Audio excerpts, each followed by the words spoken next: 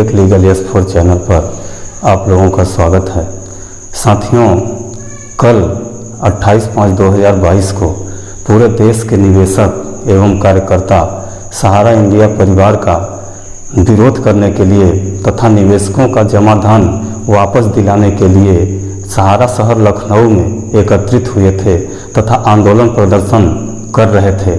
साथियों, मैं इस आंदोलन प्रदर्शन के बारे में कहना चाहता हूं कि आंदोलन प्रदर्शन बहुत ही सराहनीय रहा, लेकिन आंदोलन का दिशा एवं दशा बिल्कुल विपरीत हो गया। साथियों, आंदोलन की लाइव प्रसारण हम देख रहे थे।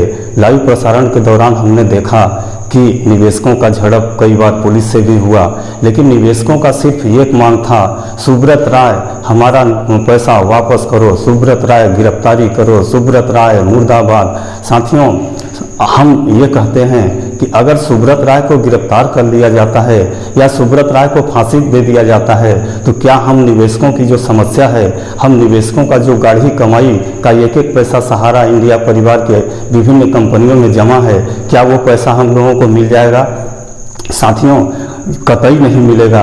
इसलिए मेरा मानना है कि ये जो आंदोलन प्रदर्शन धरना हो रहा था, ये आंदोलन प्रदर्शन धरना हमें सरकार के विरोध में करना चाहिए, सुब्रत राय के विरोध में नहीं। हमें सुब्रत राय के कठिनाइयों को, उनके समस्याओं को समझना चाहिए। आखिर सुब्रत राय सन 1978 से लेके 10-12 तक, सन 2010-12 तक लोगों के जमा पैसे का एक एक पाई का हिसाब दिया, रिटर्न किया।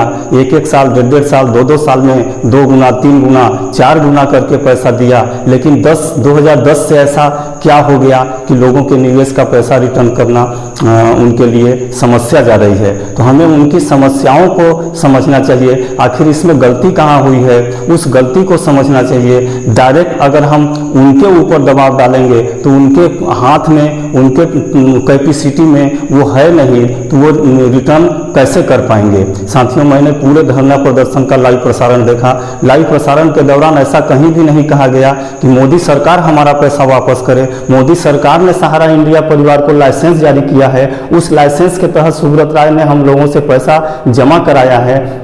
तो लाइसेंस देने वाला ज़्यादा दोषी है, लेकिन उस दोषी के खिलाफ हम लोगों ने कोई आवाज़ नहीं उठाए, जिससे मेरा मानना है कि ये जो आंदोलन प्रदर्शन धरना हुआ, इसकी दिशा और दशा गलत है। हमें ये बहुत ही बड़ा कंबाइंड आंदोलन दिल्ली में सरकार के अपोजिट करना चाहिए। साथियों, मैं आप लोगों से कहना चाहता हूँ कि हमारे न्यायपालिका पर हम लोगों को पूर्णतः भरोसा है, लेकिन न्यायपालिका का जो न्याय होता है, उस न्याय में इतना समय लग जाता है, इतना समय लग जाता है कि न्याय मिलने के बाद भी ऐसा लगता है कि हमें न्याय प्राप्त नहीं हुआ। साथियों, अभी एक उत्तर प्रदेश का ही मामला था। एक डाकिया 30 पैसे के गबन में उसको निलंबित कर दिया गया था। उसका मामला न्यायालय में गया, विभिन्न न्यायालयों से होता होता वो अंतिम में सुप्रीम कोर्ट में गया। साथियों, मैं कहना चाहता हूं कि 35 साल बाद 30 पैसे के गबन का जजमेंट आया और माननीय सुप्रीम कोर्ट के द्वारा उस डाकिया को निर्दोष बरी कर दिया गया। लेकिन न्याय कितने साल बाद हुआ? 35 साल बाद। आप सोचिए, उसी न्यायपालिका पर हम लोग भरोसा करके चल रहे हैं। सुप्रीम कोर्ट में 2009 से केस चल रहा है, आज 2022 लग गया, यानी लगभग 10, 11, 12 साल बीत गया, लेकिन अभी कोई भी न्याय की उम्मीद नहीं है। तो हमें सुप्रीम कोर्ट और हाई कोर्ट से न्याय मिलता है, लेकिन देरी से मिलता है। तब तक हमारे निवेशकों का क्या होगा, जिन्होंने एक एक पैसा जोड़ के उस पैसे को अपनी बेटी की शादी के लिए, उच्च शिक्षा ग्रहण के लिए या मकान बनवाने के लिए जमा किया है, और उसी आस में, उसी इंतजार में बैठे हैं कि हमारा सन 2022 में पैसा मेच्योरिटी पूज रही है, 2022 में हम लड़की की शादी करेंगे, 23 में पूज रहा है, 23 में शादी करेंगे। 23 के बाद पता चला कि माननीय सुप्रीम कोर्ट के द्वारा बैन लगा दिया गया है। 2012 में ही एम्बार्गो लगा दिया गया है। एम्बार्गो के तहत अगर सहारा कोई भी अपनी प्रॉपर्टी बेचती है तो वो पैसा सहारा से भी अकाउंट में जमा हो जाएगा। यानी कुल मिला के हम लोगों का निवेश मिलना असंभव है। निवेश दिला पाएगा तो कौन दिला पाएगा? सिर्फ सरकार दिला पाएगी, क्योंकि सरकार में वो पावर है कि वो सुप्रीम कोर्ट के भी जजमेंट को कानून बना के बदल सकती है। वो आदेश पारित कर सकती है, वो अध्यादेश ला सकती है। तो अध्यादेश ला करके वो सुप्रीम कोर्ट को भी जजमेंट को पलट सकती है और हम निवेशकों का पैसा मिल सकता है। यानी कुल मिला के ये पावर किस में है? सरकार में है। तो हमें विरोध किसका करना चाहिए? सरकार का करना चाहिए। लेकिन हम लखनऊ में जो आंदोलन हुआ उसमें विरोध किसका कर रहे थे? सुब्रत राय का कर रहे थे, उनके डायरेक्टरों का कर रहे थे, सुब्रत राय की गिरफ्तारी की मांग कर रहे थे। हम मान लेते हैं थोड़ी देर के लिए सुब्रत राय गिरफ्तार हो गए, सुब्रत राय के ऊपर केस चला, हालांकि 420/20 का केस चलेगा जिसमें अधिकतम सजा 7 साल का है। हम मानते हैं उनको फांसी दी जाती है, लेकिन क्या हम लोगों का पैसा मिलेगा? नहीं मिलेगा। इसलिए साथियों मेरा विनम्र निवेदन है कि हम आंदोलन सरकार के अपोजिट करें, सरकार से मांग करें कि सरकार हमारा पैसा तत्काल दिलाए। अगर सरकार यह पहल करती है तो सेबी को आदेश दे सकती है कि सेबी के पास जो पैसा सहारा का पड़ा हुआ है उस पैसे को रिटर्न करे। अब थोड़ी देर के लिए यह माना जाता है कि सेबी के पास जो पैसा पड़ा है वो सहारा रियल एस्टेट और सहारा हाउसिंग फाइनेंस कंपनी का पड़ा है, हम लोग सोसाइटियों में जमा किए हैं। लेकिन साथियों मेरा कहना यह है कि सहारा रियल एस्टेट और सहारा हाउसिंग कॉर्पोरेशन का पैसा सहारा इंडिया के द्वारा भुगतान कर दिया गया है। बहुत सारे निवेशक जिन्होंने भुगतान लिया उनको भुगतान दे दिया गया है। बहुत सारे निवेशक जो ये मान लिए भैया हमें भुगतान नहीं चाहिए, आप इसी पैसे को दूसरे में जमा कर दीजिए, तो उसी पैसे को कन्वर्जन करके सहारा के द्वारा सहारा क्रेडिट कोऑपरेटिव या सहारा क्यूसाप या सहारा के अन्य स्कीमों में निवेश करा लिया गया। तो ये जो कन्वर्जन हुआ उसमें सहारा को पैसा मिला नहीं, और ये पैसा जो सहारा रियल हाउसिंग और सहारा हाउसिंग फाइनेंस का जो पैसा था ये पैसा सहारा सेबी अकाउंट में चला गया। तो सहारा के पास पैसा तो बचा नहीं है। अगर सहारा के पास आज पैसा होता, सहारा कोऑपरेटिव सोसाइटी या सहारा क्यूसाप में जो जमा है ये पैसा भी अल्टीमेटली सहारा सेबी अकाउंट में ही जमा है। अगर ये 15,000 करोड़ रुपए आज सहारा के पास रहा होता तो 15,000 करोड़ का लगभग 3 या 4 गुना हुआ होता, 60 से 70,000 करोड़ रुपया हो गया होता। और इस पैसे का भुगतान सहारा बहुत ही आसानी से कर सकती थी और कर देती, क्योंकि वो करती चली आ रही थी। आज से नहीं, 1978 से करती चली आ रही है। तो ऐसा हम आक्षेप नहीं लगा सकते कि सहारा के मन में कहीं ना कहीं खोट है या सहारा के द्वारा कहीं ना कहीं हम निवेशकों के साथ अन्याय किया जा रहा है। अन्याय कर रही है तो सिर्फ सरकार कर रही है। सरकार को यह भी देखना चाहिए कि आज सहारा इंडिया पूरे वर्ल्ड में फैली हुई है। अब पूरे देश में लगभग उसके सभी राज्यों में ब्रांचेज हैं, सभी जिलों में ब्रांचेज हैं, जिसमें हजारों कर्मचारी हैं, हजारों लाखों एजेंट हैं। उन एजेंटों का जीविकोपार्जन सहारा के इनकम से होता है। और 2012 से ऐसे संस्थाओं को भारत सरकार बंद कर दी है जिसमें लाखों करोड़ों एजेंट के लिए जीविकोपार्जन के लिए आज कठिनाई का सामना करना पड़ रहा है। उनके लिए एक एक पैसे के लिए मोहताज हो गए हैं। ये सब भारत सरकार को दिखाई नहीं देता। तो हमारा विनम्र निवेदन है कि हम आंदोलन बहुत ही अच्छा कर रहे हैं। हमारे आंदोलन में यूनिटी है। 2-2.5 लाख लोग एकत्रित हुए थे। इसी तरह का यूनिटी बना के हमें एक आंदोलन भारत देश की राजधानी दिल्ली में करने की आवश्यकता है, जिसमें हमें स्पष्ट रूप से सरकार से मांग करनी है कि सरकार ने सहारा इंडिया परिवार को लाइसेंस दिया है, उसके लाइसेंस के तहत सहारा इंडिया परिवार ने हम निवेशकों का जमा राशि स्वीकार किया है। अतः सहारा इंडिया परिवार के निवेशकों का भुगतान भारत सरकार तत्काल करवाए और सेबी के पास जो भी रकम सहारा इंडिया का पड़ा हुआ है उस पैसे को तत्काल सहारा इंडिया को दे। भारत सरकार के द्वारा भुगतान हमें मंजूर नहीं है।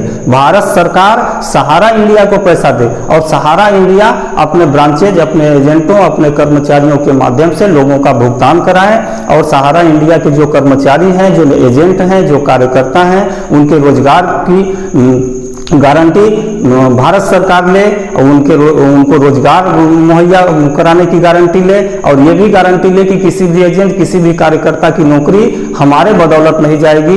इस तरह से साथियों हमें एकजुट होकर के पुनः भारत की राजधानी नई दिल्ली में आंदोलन करने की आवश्यकता है, और हम आगामी अपना काल दिल्ली के राजधानी में भारत सरकार के अपोजिट में ये आंदोलन करें, ताकि हमारा आंदोलन सफल हो, हम निवेशकों का एक एक पैसा जो सहारा इंडिया में जमा है वो पैसा रिटर्न हो।